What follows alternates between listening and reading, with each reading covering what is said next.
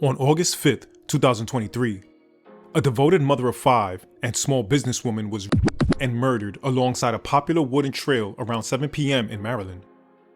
After being reported missing close to midnight, her body was found the next day in a drainage culvert along the same path. With the murderer arrested and recently charged, how much time is he facing? Did he show any signs of remorse? Is he facing the death penalty? Hope you true crime junkies came for your hit of this. Welcome to How to Deal.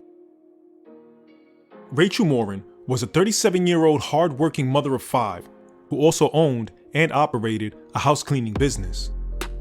She was loved by her family and respected in her community.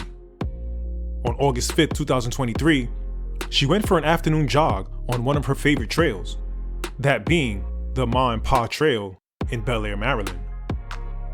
This multi-use trail is a popular spot for hiking, running, and cycling. Getting its name from the old Maryland and Pennsylvania Railroad, it features a mix of paved and gravel surfaces and passes through wooded areas and over bridges, with some portions offering scenic overlooks and boardwalks. Rachel began around 6:58 p.m., and according to her smartwatch, she was attacked and murdered between 7:04 and 7:10. Her newly found boyfriend, of roughly just 5 days before the murder, began looking for her once his text to her stopped being responded to.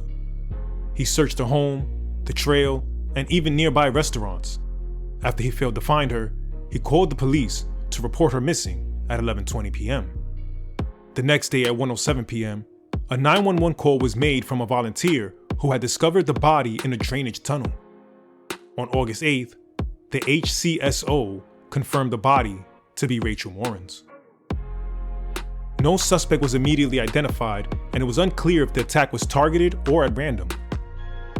DNA was extracted from Rachel's body, where it matched with the home invasion in Los Angeles.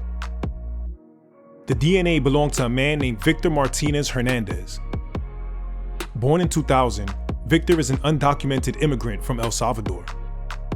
After an arrest warrant was issued against him for suspected murder of a young woman in El Salvador, he illegally immigrated to the United States.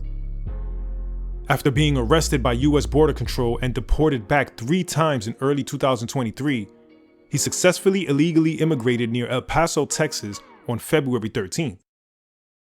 According to investigators, Victor assaulted a 9-year-old and her mother during a home invasion in Los Angeles, California on March 26th. After the DNA match was found, doorbell camera footage of Victor leaving the home after the invasion was released, in hopes that anyone can identify the man. Sheriff Jeff Caller warned that Victor had an absolute disregard for lives, and he would likely kill again if he is not caught soon. According to the sheriff, investigators found a lead for Victor through genetic genealogy on May 20th, what would have been Rachel Morin's 38th birthday. Jeff described the discovery as a poetic coincidence, or perhaps Rachel's own divine assistance. Victor was arrested at a Tulsa, Oklahoma bar on June 14, 2024, 10 months after the horrific murder.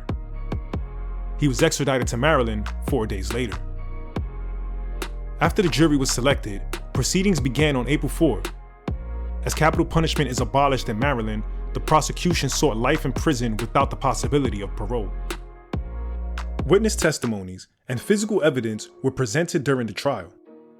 A key piece of evidence was the testimony of a witness who saw a man acting suspiciously in the woods with a shovel that had a distinct orange tip just a few hours before Rachel Morin went missing. That same shovel was later found near the crime scene.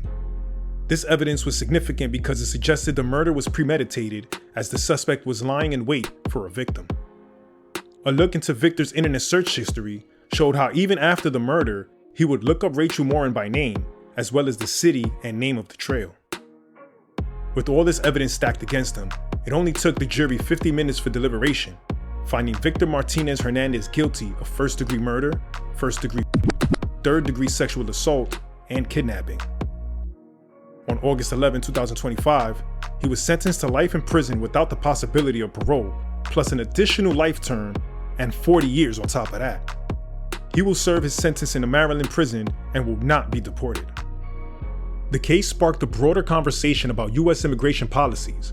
Multiple women have now been murdered by undocumented immigrants. County Executive Robert Casserly criticized the immigration policy of the Joe Biden administration. Maryland Governor Wes Morin said that we have an immigration policy that needed to have been dealt with and was not. Donald Trump, who was then the presumptive Republican nominee in the 2024 US presidential election, called Rachel's mother to offer his condolences. Do you think this murderer should serve his time here in the United States or be deported? How do you feel about the US border control policies? Let us know in the comments down below. If you enjoy this true crime documentary style, kindly subscribe to our YouTube channel and give this video a like to help us with the YouTube algorithm. Thanks for watching and take care.